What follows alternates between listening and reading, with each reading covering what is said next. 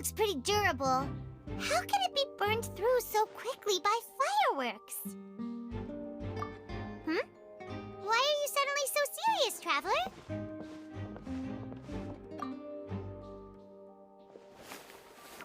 Whoa! Look! This bit is made from different material! Most of it was burned away, but there's still a little bit of it left. Huh. So if a rope meant to hold something was made with that kind of material in it... Wait! Why don't you write all this down? Let's take...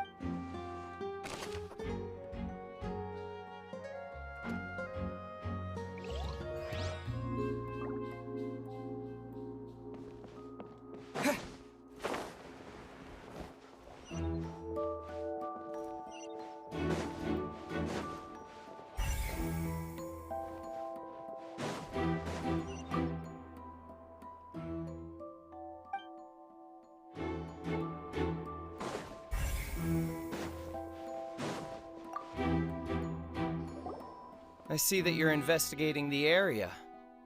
Well, it just so happens that I'm interested too. If you find any new and interesting leads, be sure to share them with me, all right? We don't have too many thoughts yet. Then why don't I tell you my hypothesis first? The thud? Oh, you mean the sound that happened during the countdown? Yes, exactly. It wasn't terribly loud, but I suspect that most people heard it. It's just that everyone was awaiting the results of Linny's trick with bated breath, so no one paid it much mind. But now that... That makes sense. So, what do you make of it? I'm of the opinion that it may have been the sound of Linny's accomplice. Lynette, perhaps. Jumping atop the water tank, or something like that. And when the pyrotechnics went off, she cut the rope, sending the water tank crashing down. But wasn't the noise we heard too loud for that? Perhaps the balance wasn't right, leading to a particularly rough landing. Oh, that's true. I suppose... That does remind Paimon, though. What was with that sound?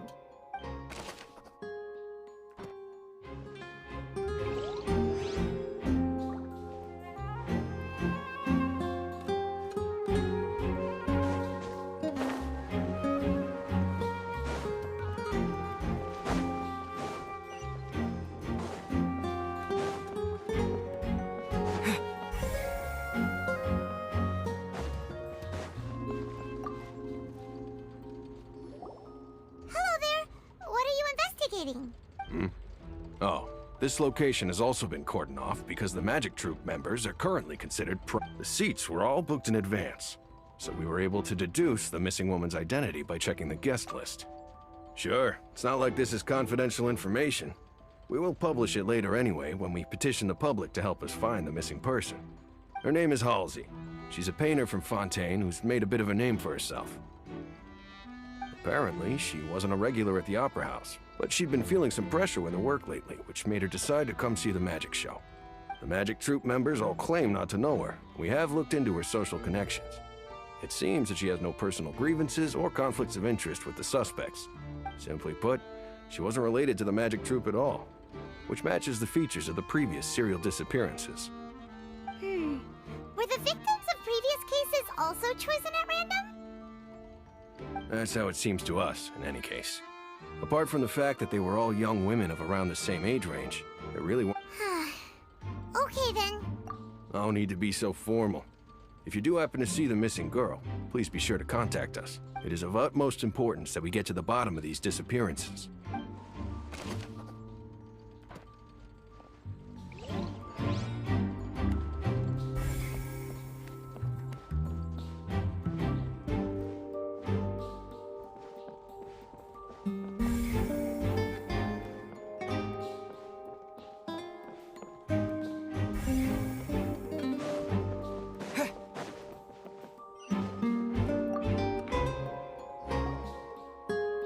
The investigation team has some new findings. See, I told you. What? Sorry to interrupt, but we're helping Linny and Lynette with their side of the investigation. You're trying to help them? That'll be a tall... Lenny used the machine to pick a random member of the audience during his performance, right? Well, we thought there might be a serious problem with the machine, so we had it taken away for further inspection. It turns out that the seat number it picked wasn't random at all. The machine picks that same number every time. I'm sure you already know that you have to make a reservation in advance to get a... In other words, Lenny knew who would be sitting where from the very beginning. That much checks out. Lenny reserved our seats for us, too. Bet you see why I was saying it'd be tough to make a case for Lenny. Even though it's bad for Lenny's case, Paimon had better write it down.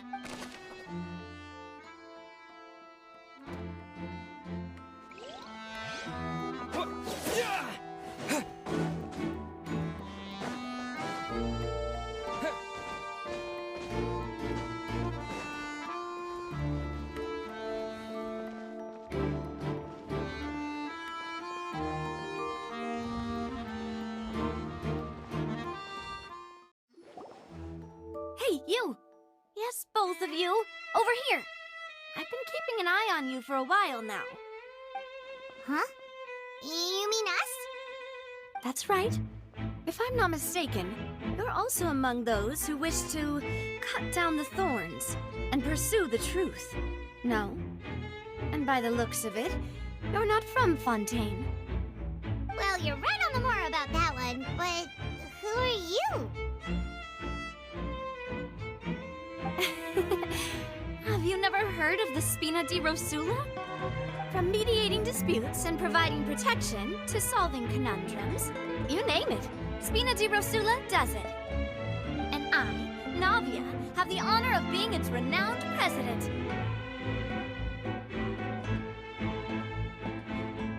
Though those who play by our rules call me boss. I'm Silver, her attendant. Pleased to meet you. And I'm Melus. Demoiselle's various daily needs and affairs are under my purview. Huh? Boss? Demoiselle? What gives with the names? Well, I am the second generation president. Melus and the others are still used to my previous title. My apologies, Demoiselle. Should you prefer, boss, I will endeavor to use that instead. No need. You don't have to call me boss. Just Navia is fine. Okay, if you say so. Not that we're members of Spina di Rosula anyway. All merely trifling details. Never mind. Now, back to the situation at hand. That's right. I've always kept an eye on the serial disappearance cases. My interest stems from a matter back from my father's time. Judging from the look of things, I find Lenny an unlikely mastermind. Really? We think so too! That's why we're looking for clues now. But how did you come to that conclusion? Intuition, naturally. My unparalleled intuition. Farina sure was quick to point the finger at Lenny without any decisive evidence whatsoever, wasn't she? But that's not uncommon for her. If you remember, the Justice had to interrupt her and ask if she was pressing charges just to keep her from getting carried away. Anyway, a trial begins the moment someone levels charges. And, of course, there was no way Farina was going to back down in that situation. Sounds more like you just don't trust the Hydro Archon. Well, what's your opinion? I must admit that she can be interesting at times, but liking her doesn't mean that I'll blindly agree with her. All right, I've answered your question. Now, it's time you answer mine. Wait a minute, did that answer count? Well, I say it does. But don't worry, you won't hear any pointless questions from me. In your opinion, do you think it's right to treat a trial like it's an opera? Well? And why would that be? See, Silver and Melus? I told you they'd be different.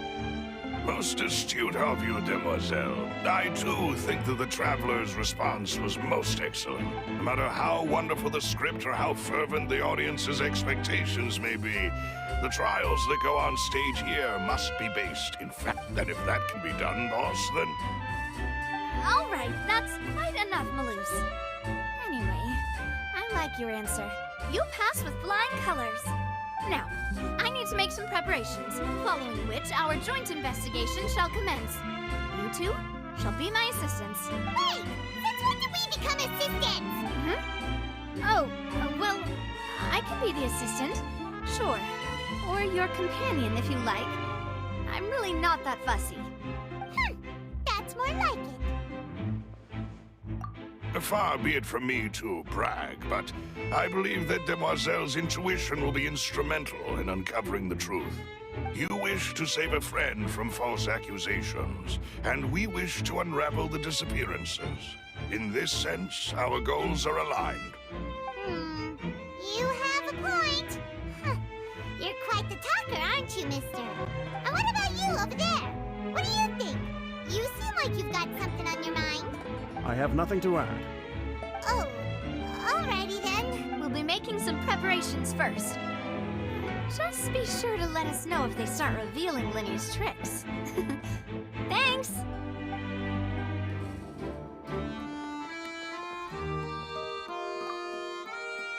Speaking of that, I think magic shows would be very... I can see that. Maybe I should try to learn some magic. If I could make things disappear, cleaning my room would be a cinch. You need not worry about such things, Demoiselle. That falls under my duty. Oh, right.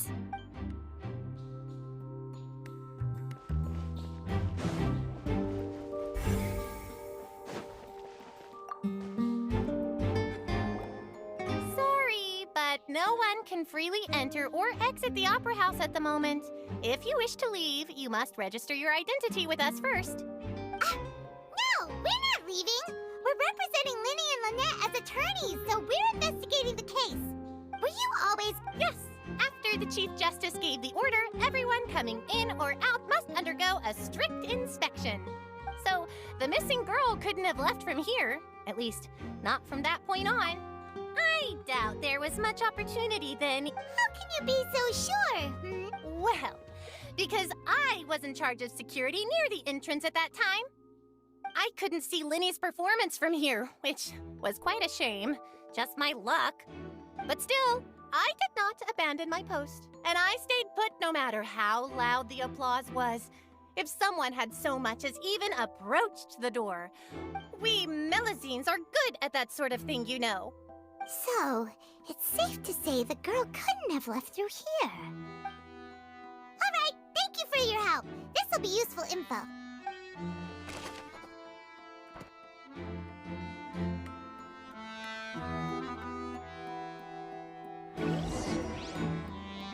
We've checked everything of note here at the performance venue. My mom wonders how Linny's discussion with the guards is going. Let's go see, shall we? Ooh, things are getting interesting, huh? Understood. Then I will be going with you. Just so you're aware, I will be monitoring your actions and making notes as necessary. Very good. Thanks for being so agreeable. I'd pull a rose out of my hat as a gift for you if I could.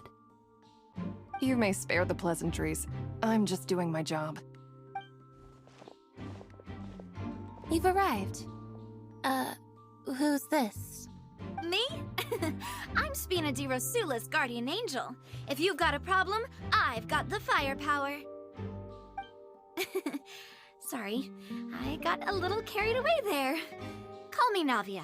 I'm a partner of theirs, and we'll be helping investigate this whole situation. And these are my companions. Would you mind if they join as well? Fine by me. Oh, new helpers? I would be most grateful. Well, let's just say we're tagging along. It's not every day you get to see the secrets behind magic performed on... I appreciate your kind interest. Come with me. We'll be heading below stage. Huh? Below stage? Yes, a world of secrets is hidden beneath this magic box, prepared specifically for this switcheroo trick. But before I reveal everything, you should have a look first. Notice anything strange here?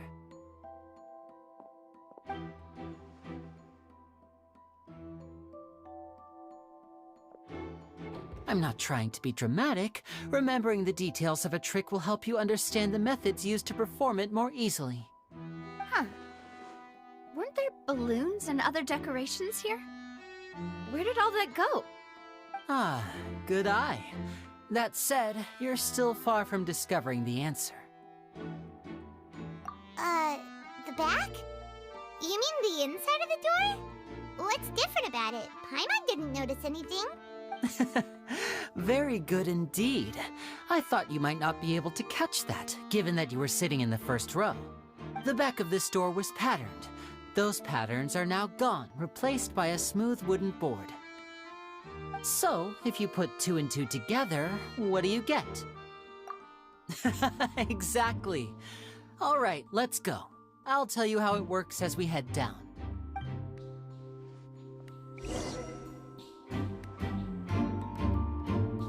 Oh, so there was a passageway under the magic box! I knew you'd figure out most of it as soon as you saw this place. The 2 magic boxes are positioned right above the 2 entrances of the tunnel. See this flatbed trolley? The box with the lucky audience member in it would be shuttled over to the other side using the trolley. This trolley can raise and lower and even rotate, ensuring that the box will face in the right direction. I see. So that's the purpose of the box inside another box. Precisely. The inner box would descend after the audience member was put inside and be moved along the trolley. So that's how you did it! Once the box was lowered, the trolley would store some energy through this device here, with which it would complete the rest of the steps. The audience member would only be able to feel some slight movements in the dark, and... Right! You were talking that whole time, and you even came out for a moment near the end! Ah, yes. A phonograph operated by Lynette was used to achieve that effect. My assistant and I had already scripted our conversation beforehand. When the countdown began, I had already gone to the opposite box via a tunnel using that ladder. And what about Lynette? Where was she? I was in the mezzanine space in the back of the box. Oh, interesting! That's how we were able to coordinate Linny's lines with the assistant. And, by the way, I was the one who walked out of the box at the end. I mean, we are twins. All it takes is a change of clothes and no one can tell who's who. And that's my favorite part of this trick. Only Lynette and I can perform it. So that's how it all worked! Wow! Every detail you revealed was more amazing than the last! Lynette would briefly walk out of the box and then go back in, jumping into the tunnel and escaping before the box on the trolley could finish ascending. And then I walk out of the other box in the audience area, and the trick would be complete. The operative word here being would. But as you saw, Cal was in the box, not our audience member. She, on the other hand, mysteriously vanished. We really don't know how that happened. If not for that interlude, this would have been an astonishing trick. I probably never would have figured out how you pulled it off. And yet, to think that someone was able to use this magic trick could we have a look around? I think we can come up with some more leads. This is the scene of the crime, so Linny and Lynette are not permitted to stay here. I'll escort them back up. Yes, of course. No need to be so strict now. I won't disappear into thin air, you know. Thanks, everyone. We're counting on you.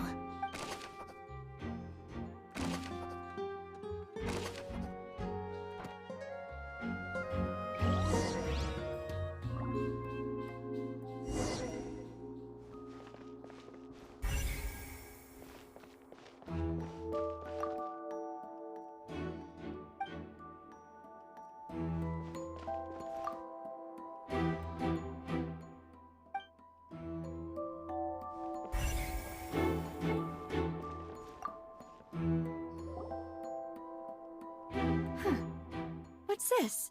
Looks like a hook tied to the end of a rope. Huh? There's all kinds of odds and ends here. Perhaps it was a prop for a different trick. But whatever it is, let's make a note of it first.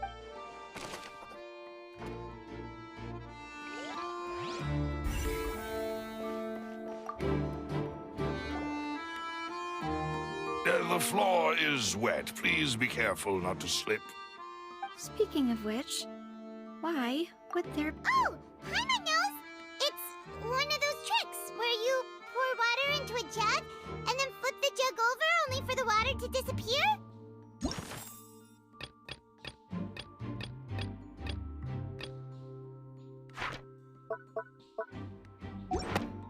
And here's a broken vase!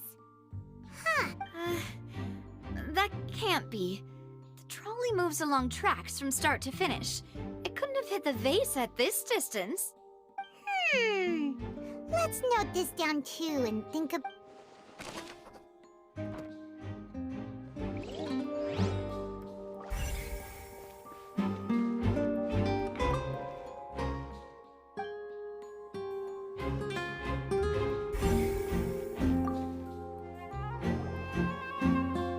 Oh, these are the clothes that the lady chosen from the audience was wearing, right? Her clothes are here, but she's nowhere to be found. Right! And do you really need to do that if you're kidnapping them? Ugh, this is so confusing. Paimon doesn't want to be a detective anymore.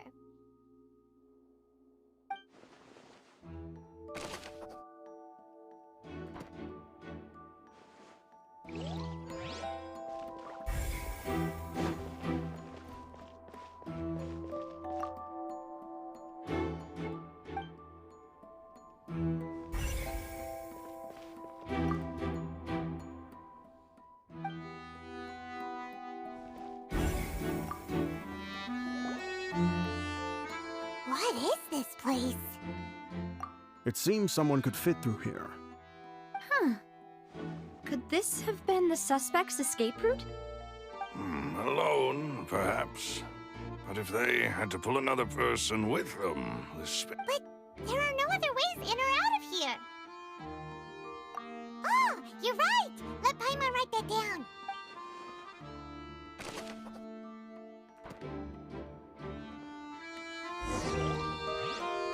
Seems we're just about done investigating down here. Yes. Let's head back up.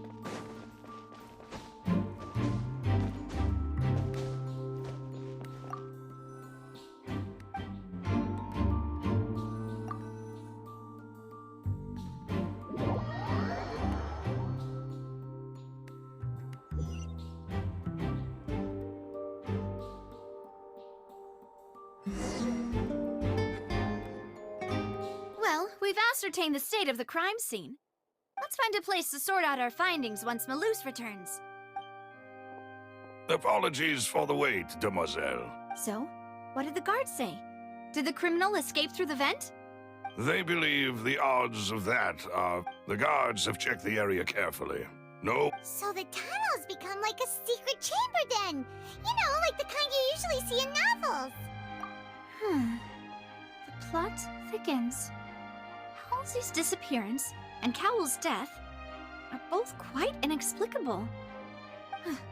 No wonder Farina was so confident in her accusation. All the current evidence points toward Linny and Lynette. In other words, the charges are very likely to be upheld unless we make some considerable progress. Charges and then trial.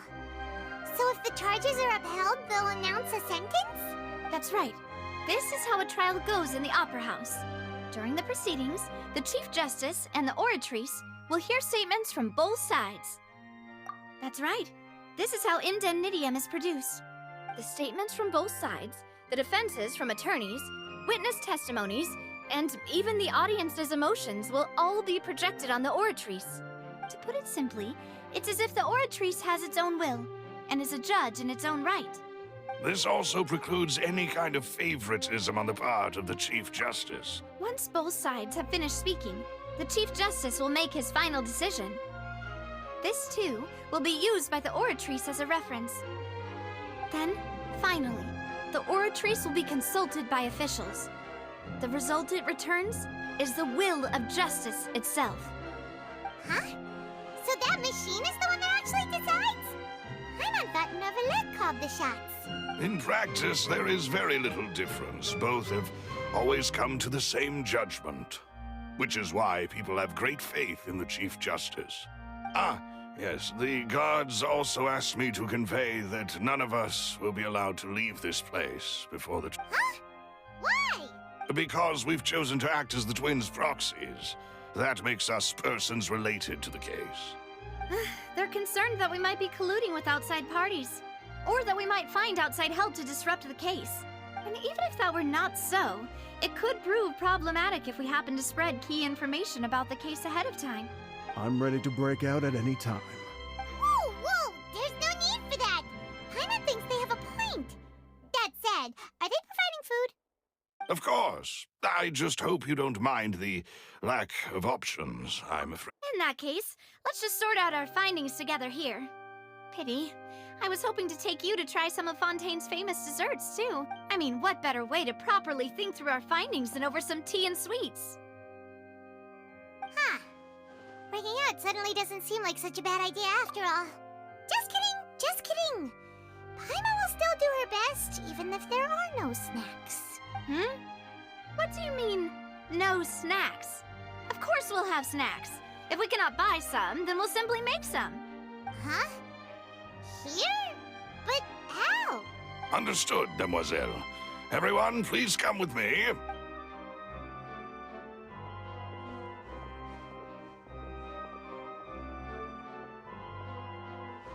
Wait, you're carrying a portable stove with you?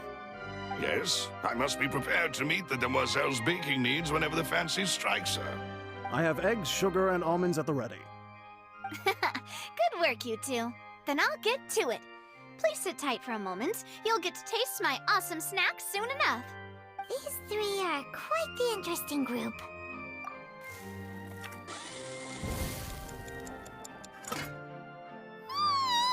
And Paimon thought it smelled good while it was still in the oven. Oh, it's even better now.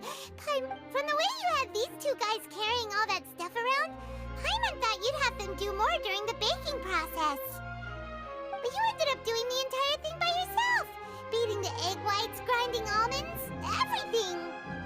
I was applauding. And I was giving encouraging smiles. Paimon was just thinking. Aren't you worried about getting your fancy dress dirty, beating egg whites and baking like this? Well, I don't think it's carved in stone anywhere that fancy ladies can only read books, sip tea, ride horses, and play the piano. I just really enjoy making snacks. Don't underestimate beating egg whites, by the way. It's a real arm workout. You also need to beat them to just the right consistency, or your macarons will crack. Anyway, give these a try, fresh out of the oven. There's 3 for each of us. Only 3? Well, eating too many sweet treats might send all that sugar to your head. You wouldn't be able to think clearly about the case on a sugar... Tea is ready to be served as well. This is Demoiselle's favorite, strong black tea with a floral fragrance that clears the mind and lifts the spirit. No need for concern. I'm merely doing as I should.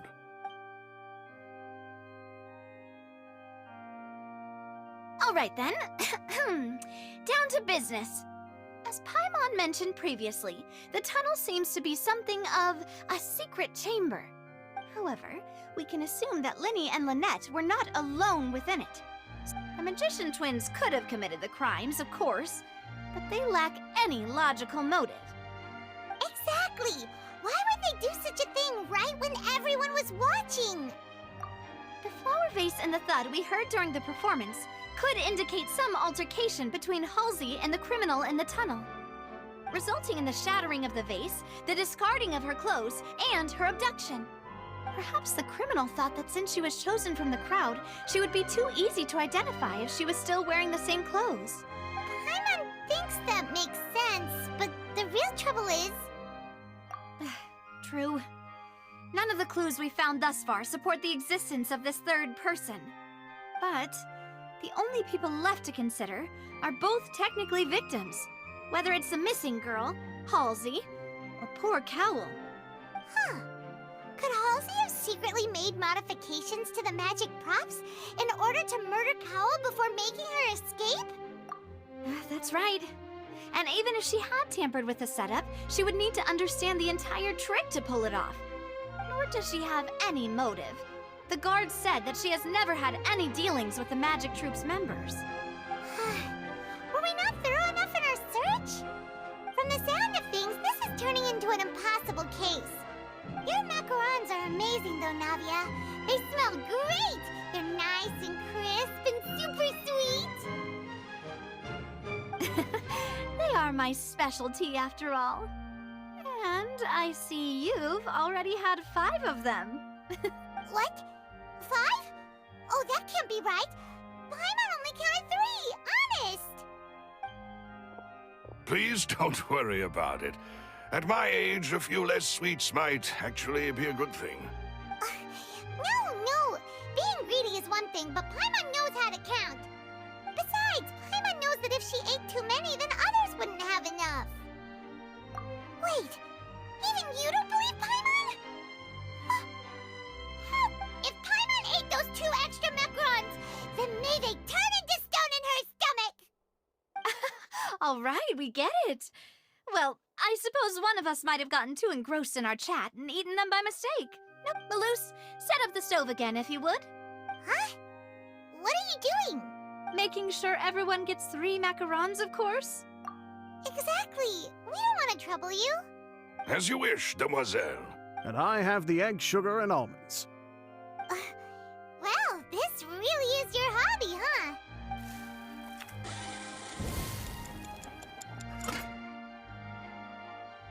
Well, that's it for snack time. I'm going to have another look around the area. I don't know what we're looking for yet, but we've still got some time. As attorneys, I suggest the 2 of you think the case over again.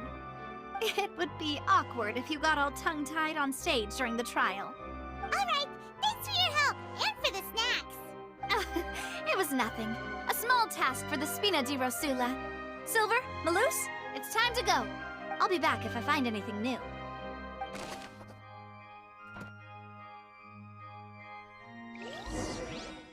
All right, it's time to put our heads together. We've got to get our defense ready for the trial. Oh, it's probably gonna be a long and difficult case. There's no point in worrying about that now. We just need to prepare. Here, take Paimon's notes. They should help you review the situation.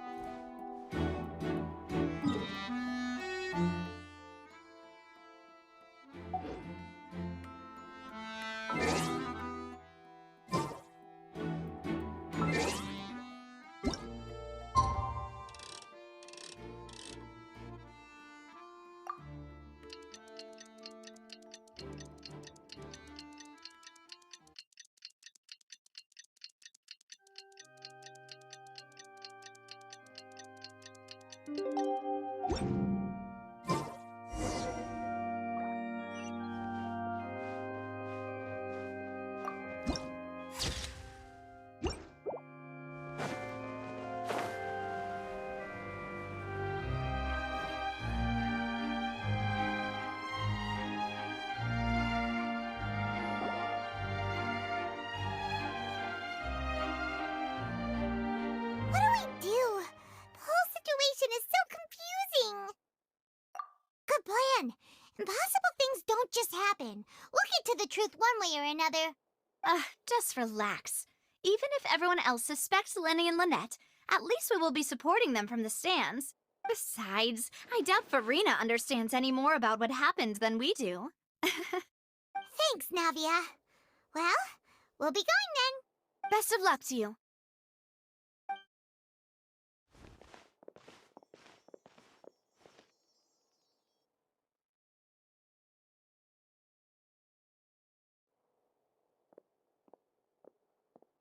Ah, finally, you're back. Well, how did your investigation go? To be honest, you might be disappointed. No. We're already very grateful that you were willing to help. Well now, don't you all look disappointed.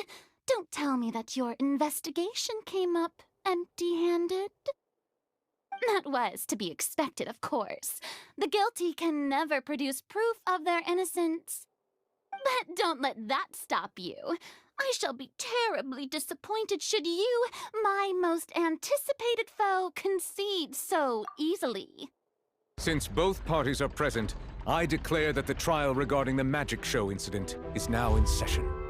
Firstly, in order for the audience to understand the causes and results of the incident, could we please have Mr. Linney explain the trick? Yes, of course. I will explain while Lynette demonstrates on stage. All the necessary items have been prepared.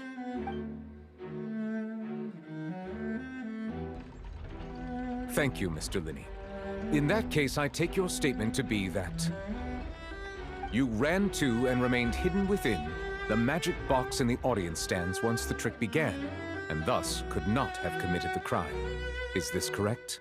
Yes, that's correct, Your Honor. In that case, I call upon the prosecution. Lady Farina, do you wish to refute his statement in any way? Why, of course I do. Allow me to take the first shot and break this case wide open. Mr. Linney is clearly lying. There is no way you could have been in the box the whole time if you were to abduct Halsey and murder Cowell. In fact, I'd say you were hardly in that tunnel at all. That is simply your hypothesis based on the presumption that I'm guilty. Oh, is that so? And if I may ask, what did you hear while you were inside your box? The roaring countdown of the crowd, of course. That's how I kept track of the time and built anticipation for the finale. And you didn't hear anything else at all? Nothing that might leave an impression of any kind? No, nothing. I see. But when the count reached 30 seconds or so, there was a thud. One so loud that I believe practically everyone heard it. Huh? Hey, hang on. Something's not right here. Yeah, I'm sure he could have heard a noise that loud from inside the box. I was right by the box, and I definitely heard the thud. Look at those scales. Could those mean... Well then, ladies and gentlemen, allow me to use the words of the magician himself. You never know what can happen in the blink of an eye. Indeed, it seems his alibi can also collapse in the blink of an eye. Of course, I have armed myself to do far more than smash your alibi. Confidence cannot go unfounded, and my foundations are rock solid. Tell me, aren't you and Lynette actually from the House of the Hearth? The House of the Hearth?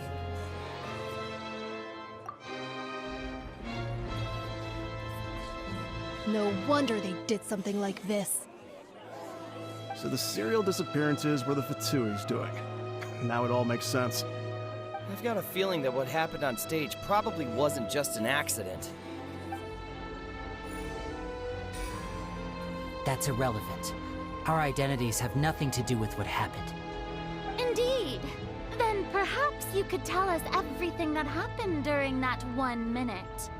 Your first priority is to prove yourself innocent after all. I'm sure there is little that needs to be kept secret now. Unless your script already has holes in it. The Outlander is speechless. My, oh my, don't they look flabbergasted? Now comes the infighting and discord, I suppose. This was almost too easy. Good thing I made all those preparations. Seems the all-nighter I pulled last night is really paying off. Hey, Linny, why didn't you tell us this before? Order! Order! Mr. Linney, allow me to re-establish the facts. Lady Farina has raised 2 points. First, when the thud was heard in the Opera House, you were neither in the box nor the tunnel. Second, you and Ms. Lynette are both members of the House of the Hearth.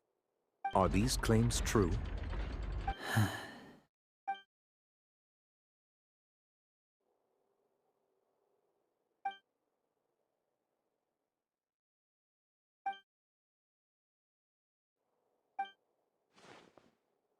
Please answer my question, Mr. Linney. I'm sorry. Yes, they're true, Your Honor. I knew it! Well, that's it. We might as well move on to the sentencing already. What should we do now? Granted. In that case, what is your request? Is that really necessary? They're already as good as guilty. The defendant deceived their own attorneys. What is there left to discuss? Order! Order, I say! Your request is reasonable, and we shall adjourn. This trial will reconvene in 1 hour. So you would stick to Mr. Linney's defense even after knowing what you do now? You certainly have more professionalism than I thought. In that case, my dear audience, let's allow the joy of victory to steep for a little while longer.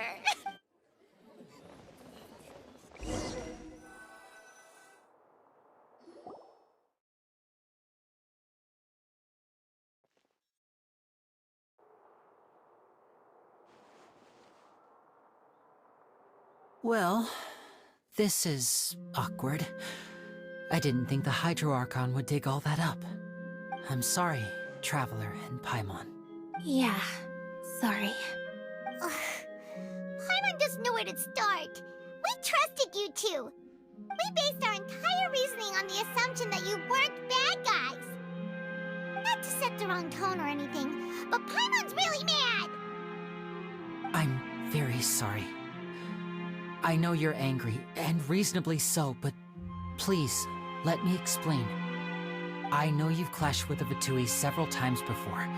I wouldn't be surprised if just hearing the word is enough to make you upset.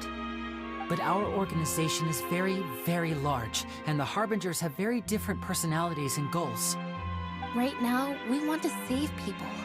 As many as we can. That's right. I'm sure we're on the same page when it comes to this nation and the disaster that its people might face. I knew if it weren't for our respective identities, we could become good friends. That's why I didn't wish to flat out lie to you, but chose to hide some details instead. The truth is very important, but being completely transparent about everything would see us spending more effort than we need to. Right. So, you be the judge. Heck, if I were you, I fear that I'd even struggle to trust me at this point. You met a Fatus who works as a magician, a trickster by trade. All by coincidence, too. But still, I'm asking you to trust me. I am no criminal. At least, not in this case. Sorry. Please forgive us. Well, you both say that, but... Right. Let's hear your answer first, and no lies now! Of course. I'll answer any question you ask. We've been trying to find out how the Oratrice operates. We want to know why it has a consciousness. Why can it deliver sentences accurately? During our investigations, we learned that the machine's core is beneath it. From that moment on, Lynette and I have been designing this box swap trick, with the objective of getting close to the core. Is that why you needed a whole minute? That's right. In truth, the audience would take about 75 seconds to count down from 60, while I would only need 15 to get to the opposite box. So, after jumping into the tunnel, I accessed the Opera House basement via the vent, and went to investigate the room in which the core is stored. That air vent was created during the construction of the tunnel specifically to execute this step. Well, nothing. As soon as I reached that room and was about to investigate, I heard someone's voice. Which should have been impossible, of course. I was quite certain that I was the only one in the room. That voice seemed to recognize me and tried to speak to me. I chose to err on the side of caution and retreated the way I came.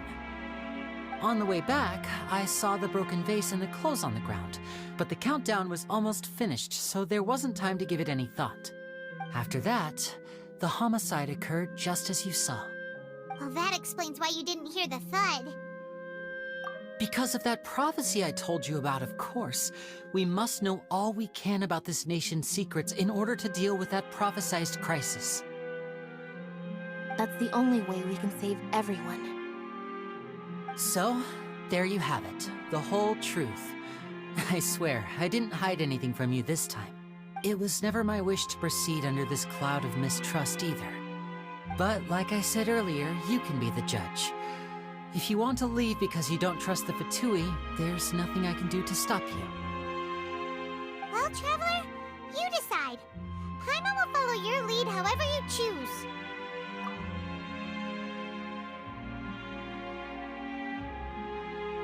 Okay, thank you.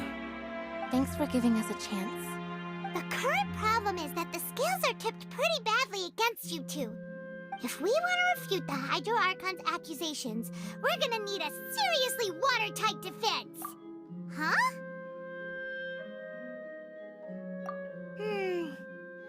Oh, Paimon thinks she gets what you mean.